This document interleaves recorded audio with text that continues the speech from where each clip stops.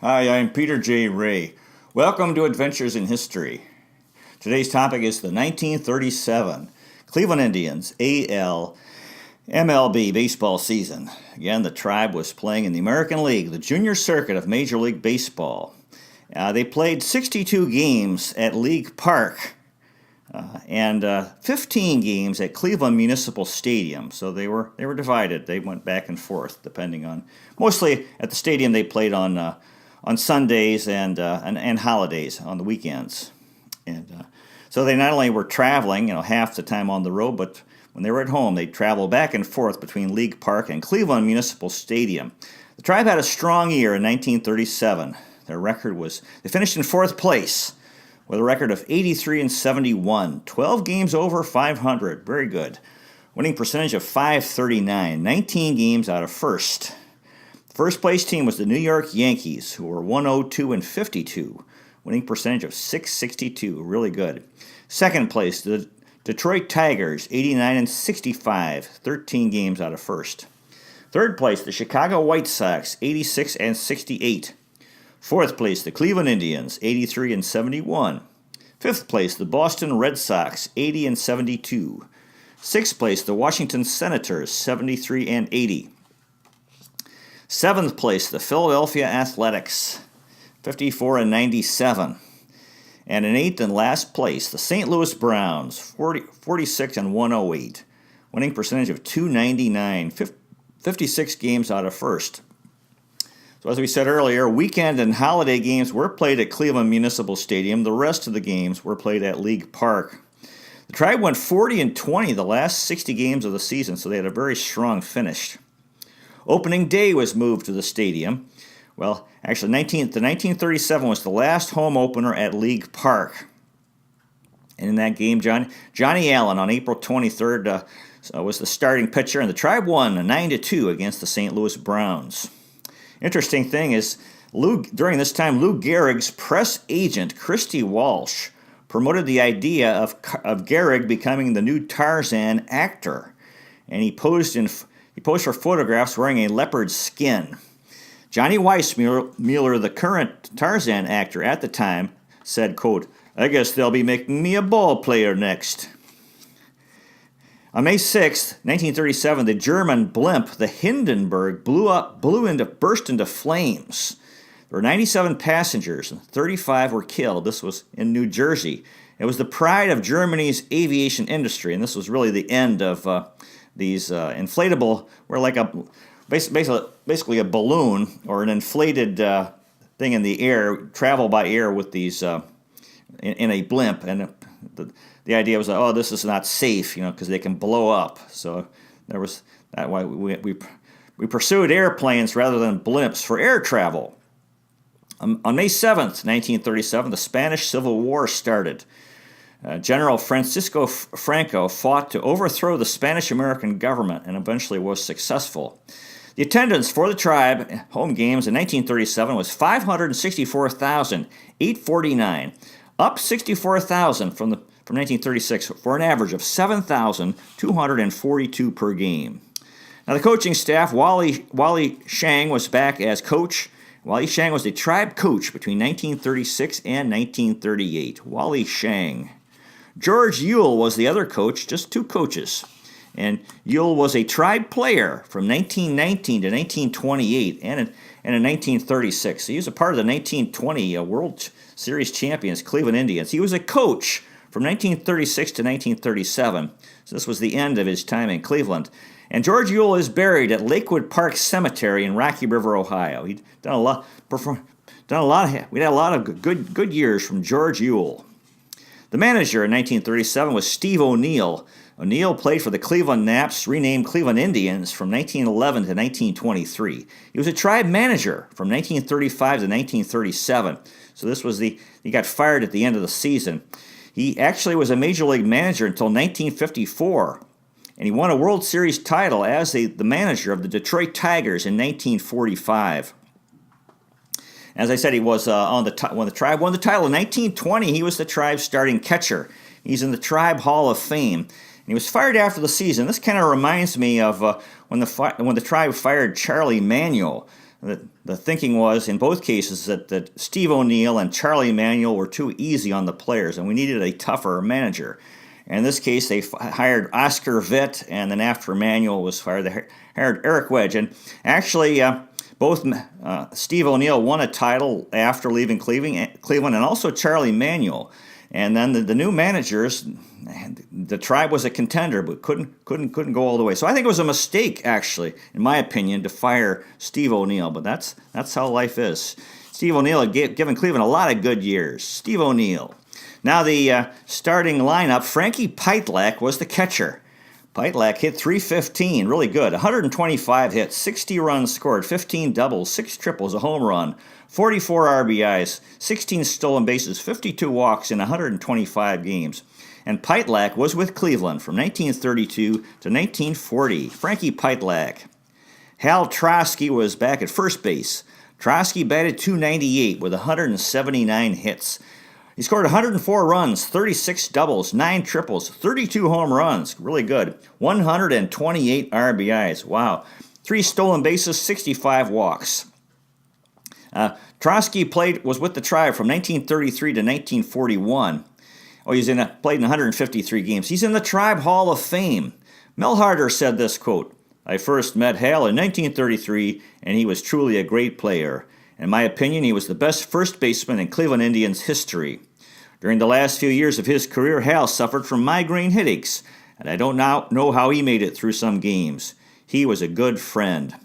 Hal Trosky had defensive struggles at first base, which earned him the nickname Iron Glove, although he made a big improvement defensively in 1937. Trosky was on the cover of Wheaties breakfast cereal in 1937, one of the editions, and the others who had their pictures included Earl Averill, Lefty Gomez, Bronco Nagurski from the Chicago Bears in the NFL, Mel Ott, and Cecil Travis. Hal Trosky. John Kroner was the second baseman. Kroner batted .237 with 67 hits. He scored 29 runs, had 14 doubles, a triple, 2 home runs, 26 RBIs, a stolen base, 22 walks in 86 games. Kroner was born in 1908 in St. Louis, Missouri, and died in 1968 in St. Louis at age 59. For his career, he batted .262 with 7 home runs and 105 RBIs. Kroner played for the Boston Red Sox and Cleveland Indians between 1935 and 1938. So this was the end of his MLB career. No, he had one more year in MLB, I'm sorry. For his career, he had 184 hits, 47 doubles, 9 triples, 3 home runs in 223 games. John Kroner. Lynn Larry was the shortstop. Larry batted .290 with 187 hits. Scored 110 runs, 46 doubles, 7 triples, 8 home runs, 77 RBIs, 18 stolen bases, 88 walks in 154 games. Larry was born in 1906 in Armona, California, and died in 1973 in Downey, California at age 66. For his career, he batted .269 with 38 home runs and 526 RBIs. Larry played for the New York Yankees, Boston Red Sox, Washington Senators, St. Louis Browns, Cleveland Indians, Brooklyn Dodgers, and St. Louis Cardinals between 1929 and 1940. He won a World Series title in 1932 with the Yankees. He was the American League's stolen base leader in 1936. They called him Broadway. He was a good defensive player with good hands, a strong arm, and very competent with the double play. He would hustle, take the extra base, and break up double plays as a base runner. 1932 with the Yankees, his 107 RBIs were most ever by a Yankee shortstop. Larry played in the minor leagues for the Oakland Oaks, Knoxville Smokies, Milwaukee Brewers, and Buffalo Bisons. Lynn Larry. Moose Solters was in left field. Solters batted .323 with 190 hits. Scored 90 runs, 42 doubles, 11 triples, 20 home runs, 109 RBIs, 6 stolen bases, 42 walks in 152 games. Tremendous year for Moose Solters. Solters was born in 1906 in Pittsburgh, Pennsylvania, and died in 1975 in Pittsburgh at age 69. For his career, he batted .289 with 83 home runs and 599 RBIs. Solters played for the Boston Red Sox, St. Louis Browns, Cleveland Indians, and Chicago White Sox between 1934 and 1943. His given name was Julius Joseph. They called him Moose. In 1941, Solters got hit in the head by an errant throw during pregame warm-ups and had a skull fracture. 2 years later, he went blind, and it's believed there was a connection between those two things. Very tragic. Moose Solters. Earl Averill was in center field. Averill batted .299 with 182 hits. He scored 121 runs, 33 doubles, 11 triples, 21 home runs, 92 RBIs, 5 stolen bases, 88 walks in 154 games. Averill was with Cleveland from 1929 to 1939. He's in the Tribe and Baseball Hall of Fame. The two Tribe Hall of Fame and Baseball Hall of Fame. The Tribe retired his number 3 at the All-Star game on July 7th in Washington, D.C. In the bottom of the third, Averill hit a line drive that broke pitcher Dizzy Dean's left big toe. Hit Dean in the big toe. Dean's career went downhill after that. He came back too soon. Dean came back too soon, not having recovered, and hurt his arm. And Earl Averill was my father John S. Ray's boyhood hero, Earl Averill. Bruce Campbell was in right field. Campbell batted .301 with 135 hits.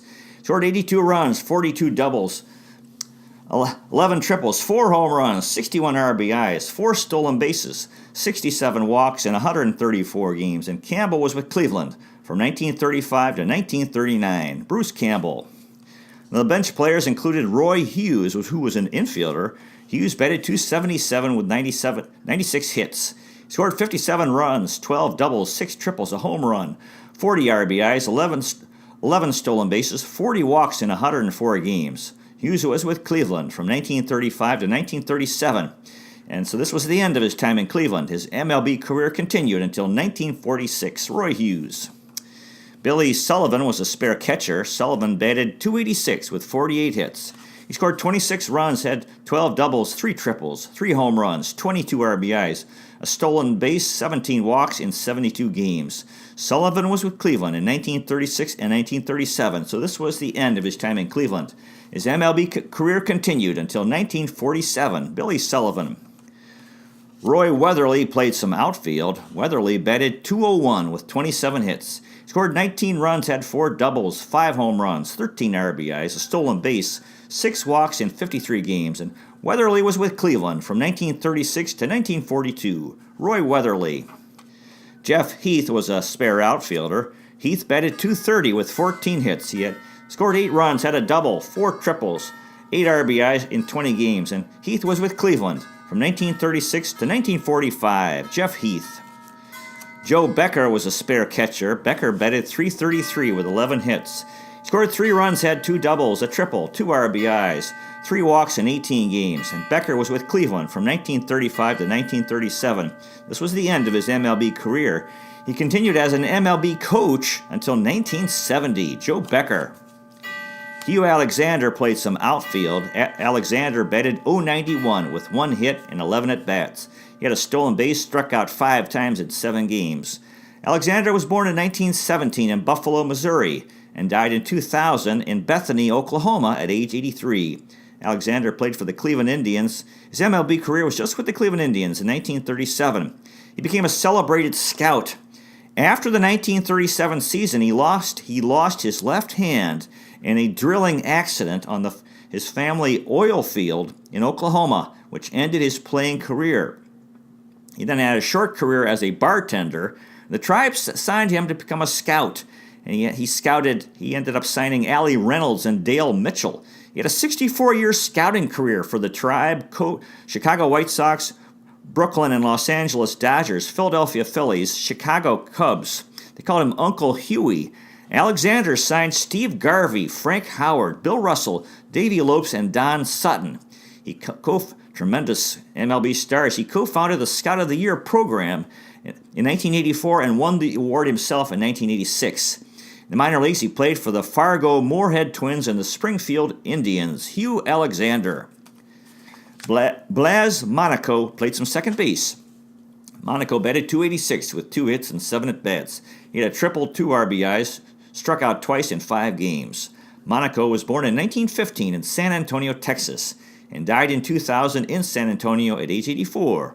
For his career, he batted .154 with 2 RBIs. He played for the Cleveland Indians in 1937 and 1946. had a long minor league career. He batted 17, only batted 17 times in the MLB. He was 2 for 2 in his first 2 at-bats, and then hitless in his last 11 at-bats. In the minor leagues, Monaco played 1,400 games for teams including the Baltimore Orioles, Cedar Rapids Raiders, Dallas Eagles, Fargo Moorhead Twins, Kansas City Blues, Newark Bears, Oklahoma City Indians, New Orleans Pelicans, Seattle Rainiers, Springfield Indians, and the Wilkes-Barre Barons, and he played for the Diablo Rojos de Mexico in the Mexican League. Blas Monaco. Chem Keltner played some third base. Keltner batted once, did not have a hit in one game.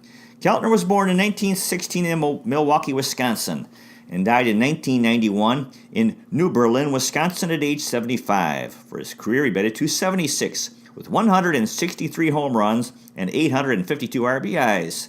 Keltner played for the Cleveland Indians from 1937 to 1944 and from 1946 to 1949, and with the Boston Red Sox in 1950. He was a 7-time All-Star from 1940 to 44 and in 46 and 48. He won a World Series title in 1948 with the Tribe and is in the Tribe Hall of Fame. He was one of the best third basemen in the 1940s and helped stop Joe DiMaggio's 56-game hitting streak on July 17, 1941. On August 20th, 1938, he was involved in a publicity stunt promoted by the Come to Cleveland Committee. Keltner dropped baseballs from the top of the terminal tower, which were caught by Tribe catchers Frankie Pytlak and Hank Helf, a 708-foot drop, which broke the record set 30 years before, a 555-foot drop from the top of the Washington Monument, and the ball was caught by Senators catcher Gabby Street. Now, ending DiMaggio's hitting streak, Keltner made 2 tough plays. He was in the U.S. Navy in 1945. In 1948 one-game playoff when the Tribe and the Red Sox finished tied for first, Keltner had a single, double, and a 3-run homer over the Green Monster at Fenway Park, and the Tribe won that game 8-3 to go to the World Series, and then we won the World Series. That's our last title. After he retired, he was a scout for the Tribe and Red Sox. He's in the Wisconsin Sports Hall of Fame. In 1970, He's in the Tribe Hall of Fame and the Baseball Hall of Fame. In 2001, he was named one of the 100 greatest Cleveland Indians. Chem Keltner. Bill Sod batted once, did not have a hit. He struck out in one game. Sod was born in 1914 in Fort Worth, Texas, and died in 1998 at age 83. And his MLB career was just with the Cleveland Indians in 1937. He had a cup of coffee. Bill Sod. Now, the pitching staff was anchored by Mel Harder. They called him the Chief. Harder was 15-12 with an ERA of 4.28, 38 games, 30 starts, 13 complete games, 2 saves, 233 2/3 innings pitched, and 95 strikeouts. As a hitter, Harder batted .174 with 15 hits. He had 4 doubles, 10 RBIs, 5 walks, and struck out 33 times. Harder was a Tribe player from 1928 to 1947 and a Tribe coach from 1948 to 1963. 1937, Harder had his pitched in his 4th consecutive All-Star game, and in his 4 All-Star games, he had a win, 2 saves, and 13 shutout innings. Wow, Mel Harder. Denny Galehouse was 9-14 with an ERA of 4.57, 36 games, 29 starts, 7 complete games, 3 saves, 200 2/3 innings pitched, and 78 strikeouts. Galehouse batted .208 with 15 hits. He scored 3 runs, had 3 RBIs, 2 walks, and struck out 11 times. And Galehouse was with Cleveland from 1934 to 1938. Denny Galehouse. Willis Hudlin was 12-11 with an ERA of 4.10, 35 games, 23 starts, 10 complete games, 2 shutouts, 2 saves, 175 2/3 innings pitched, and 31 strikeouts. Hudlin batted .169 with 10 hits. He scored 8 runs, had 2 doubles, 5 RBIs, a stolen base, 5 walks, and struck out 17 times. And Hudlin was with Cleveland from 1926 to 1940. Willis Hudlin. Johnny Allen was 15-1 with an ERA of 2.55, 24 games, 20 starts, 14 complete games, 173 innings pitched, and 87 strikeouts. Allen batted .090 with 6 hits and 67 at-bats. He scored 5 runs, had 6 RBIs, a walk, and struck out 15 times. Allen was with Cleveland from 1936 to 1940. He started the season 15-0. He tried for this 16 consecutive win record to try to tie the record, but lost that game 1-0. His former teammate on the Yankees, Lou Gehrig, said once, quote, "Johnny Allen thinks he should win every game he pitches, and that if he loses, it's a personal conspiracy against him." He actually missed the first 6 weeks of the season because of an appendectomy. And that game that he lost 1-0, Allen confronted Odell Bad News Hale in the dugout and later in the locker room and on the train because he felt that there was a play that was made that didn't make a good play. A hard hit ball that led to the game-winning RBI. Hank Greenberg had the game-winning RBI on a double past Hale. Anyway, Johnny Hale. Bob Feller was 9-7 with an ERA of 3.39, 26 games, 19 starts, 9 complete games, a save, 148 2/3 innings pitched, and 150 strikeouts. Feller batted .170 with 9 hits. He scored a run, had a double, a triple, 9 RBIs, 3 walks, and he struck out 17 times. Feller was with Cleveland from 1936 to 1941 and from 1945 to 1956. He had a sore arm in 1937, which threatened his career. On August 25th, Feller had 16 strikeouts against the Red Sox at League Park. In his first start, he had a sore elbow and left the game after 6 innings and missed 2 months of the season.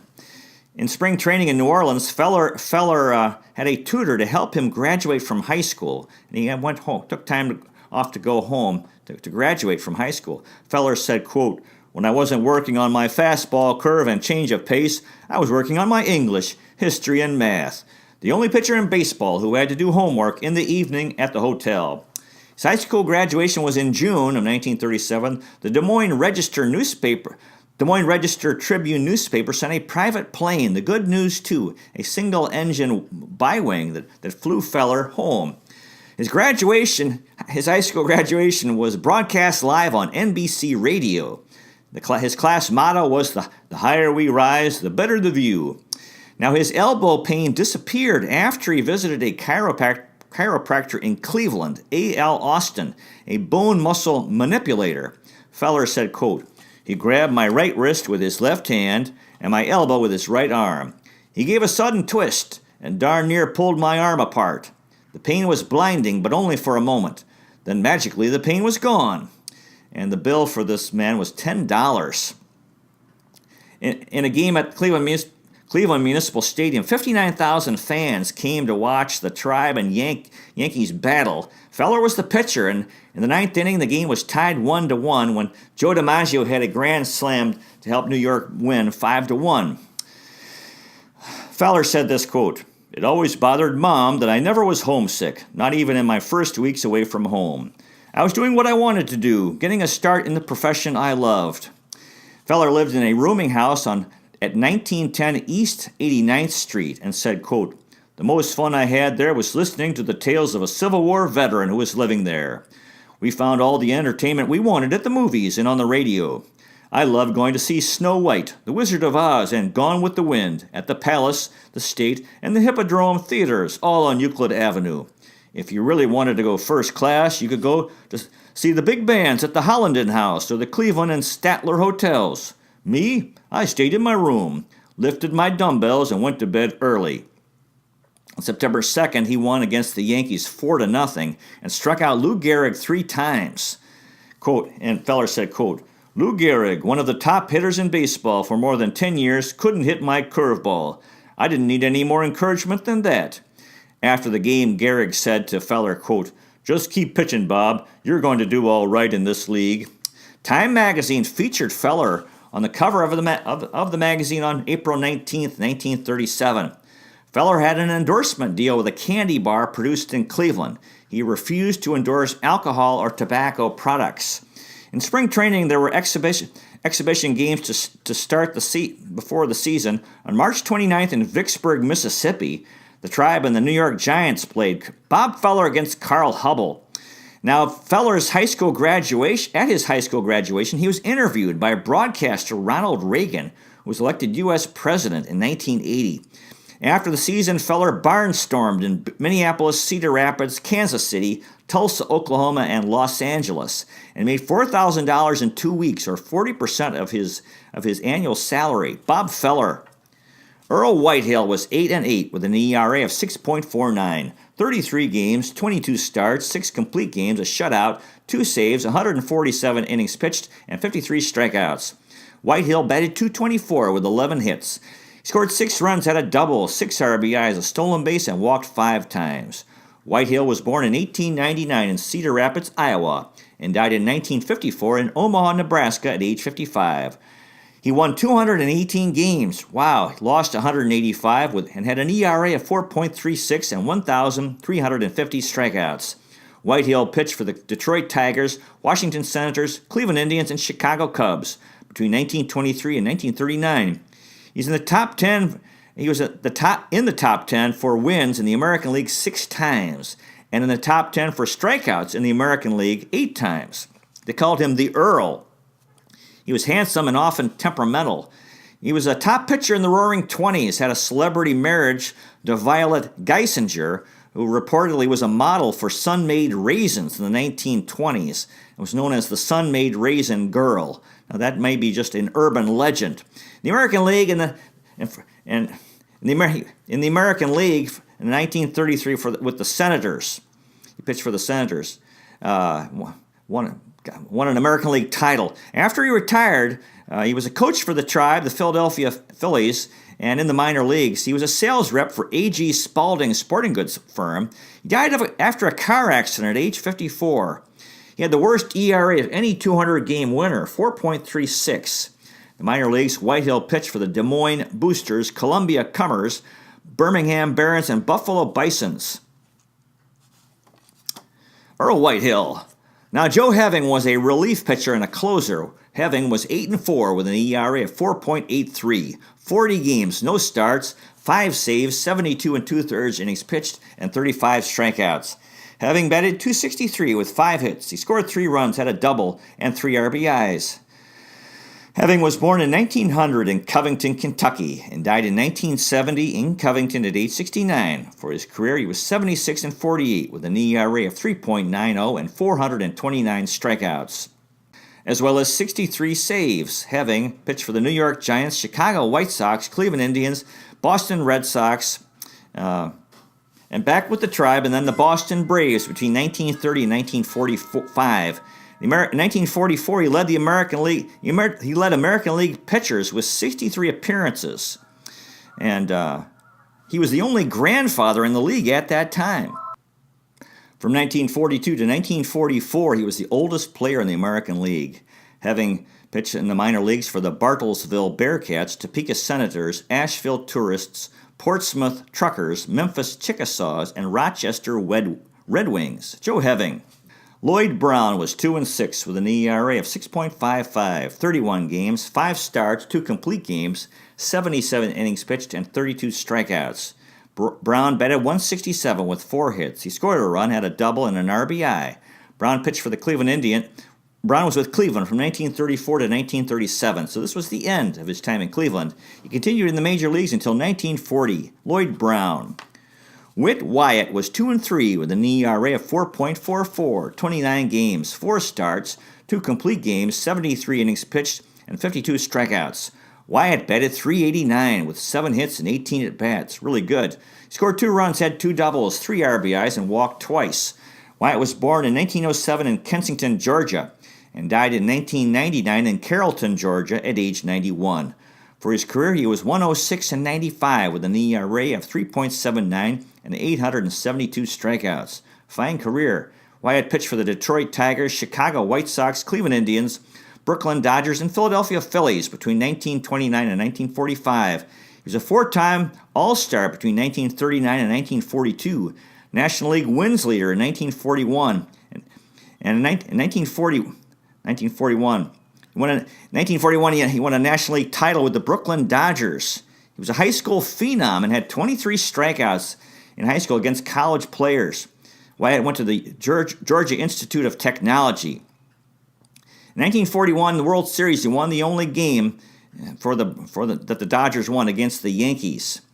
They said he was a headhunter because he was involved in, tended to throw close to the players' heads to intimidate them or back them off the plate, and was involved in the Beanball Wars in 1941 between the Dodgers and Cardinals. Dodgers manager Leo DeRocher would put money on the top of Wyatt's locker after he hit a batter. He was a pitching coach for the Atlanta Braves in 1966. In the minor leagues, he pitched for the Evansville Hubs, Kansas City Blues, and Milwaukee Brewers. Whit Wyatt. Ivy Andrews was 3-4 with an ERA of 4.37. 20 games, 4 starts, a complete game, a shutout, 59 2/3 innings pitched, and 16 strikeouts. Andrews batted .250 with 3 hits. He had a double, an RBI, and a walk. Andrews was born in 1907 in Dora, Alabama, and died in 1970 in Birmingham, Alabama at age 63. His career record was 50-59 with an ERA of 4.14 and 257 strikeouts. Andrews pitched for the New York Yankees, Boston Red Sox, St. Louis Browns, Cleveland Indians, and back with the Yankees between 1931 and 1938. He won a World Series title in 1937 with the Yankees. So he left during the year, went to the Yankees, and they won. His nickname was Poison. He's in the Alabama Sports Hall of Fame. Andrews, in the minor leagues, played for the Selma Selmians, Mobile Bears, Albany Senators, Birmingham Barons, Oakland Oaks, Jersey City Skeeters, Reading Keystones, Newark Bears, Montgomery Rebels, Hollywood Stars, Waterloo Hawks, Greenville Spinners, and Knoxville Smokies. Ivy Andrews. Ken Jungles had no decisions and an ERA of 0.00. 2 games, 3 innings pitched, and 0 earned runs allowed. He did not bat. Jungles was born in 1916 in Aurora, Illinois, and died in 1975 in West Bend, Wisconsin, at age 59. For his career, he was 1-0 with an ERA of 6.80 and 21 strikeouts. Jungles pitched for the Cleveland Indians from 1937 to 1938, from 1940 to 1941, and with the Pittsburgh Pirates in 1942. Ken Jungles. And finally, Carl Fischer was 0-1 with an ERA of 27.00. 2 games, 2/3 of an inning pitched, and 2 earned runs allowed and a strikeout. He did not bat. Fischer was born in 1905 in Medina, New York, and died in Medina in 1963 at age 58. For his career, he was 46-50 with an ERA of 4.63 and 191 strikeouts. Fischer pitched for the Washington Senators, St. Louis Browns, Detroit Tigers, Chicago White Sox, Cleveland Indians, and back with the Senators between 1930 and 1937. He continued pitching in the minor leagues until 1947. He was the coach of the Junior Canadian League team in Kitchener, Ontario, Canada. He won a World Series title in 1935 with the Tigers. In the minor leagues, Fischer pitched for the Cambridge Canners, Newark Bears, Seattle Rainiers, Portland Beavers, Selma Cloverleafs, and Pensacola Flyers. Carl Fischer. After the regular season, the American League champions New York Yankees defeated the National League champions New York Giants in the World Series 4-1. It was a rematch of the 1936 World Series, so the Yankees won back-to-back titles from 1936 and 37. Hall of Famers in the World Series included for the Yankees, Joe McCarthy, the manager, Bill Dickey, Joe DiMaggio, Lou Gehrig, Lefty Gomez, Tony Lazzari, and Red Ruffing. For the Giants, Carl Hubble, Travis Jackson, Mel Ott, and Bill Terry. The Yankees had acquired the nickname the Bronx Bombers, and Lou Gehrig was called the Iron Horse. Those who attended the World Series included Giuseppe DiMaggio, the father of Joe DiMaggio, heavyweight boxer and one-time champion Jimmy Braddock, Herbert Hoover, the former president, and Babe Ruth. At the game-clinching game in Game 5, Yankee pitcher Lefty Gomez during the game stepped off the mound to watch a passing airplane. After the Yankees won the World Series for the second year in a row, in the clubhouse, the team sang the song Beer Barrel Polka, which I'd like to sing right now. Roll out the barrel, we'll have a barrel of fun. Roll out the barrel, we've got the Blues on the run. Sis, boom, tarara, sing out a song of good cheer, 'cause we're gonna roll out the barrel, 'cause the gang's all here. I would just substitute lemonade for beer. Okay, MLB attendance was up 10% in 1937. The Yankees were so strong that the slogan, "Break up the Yankees," was heard. Baseball historian Stanley Cohen wrote, quote, "The Yankees seem to be a well-oiled, relentless machine." Yankees' late-inning rallies were called 5 o'clock lightning. Starting games generally were at 3 o'clock p.m. It was a Subway Series. Tony Lazzeri was the World Series star, hit 400 and sparkled in the field.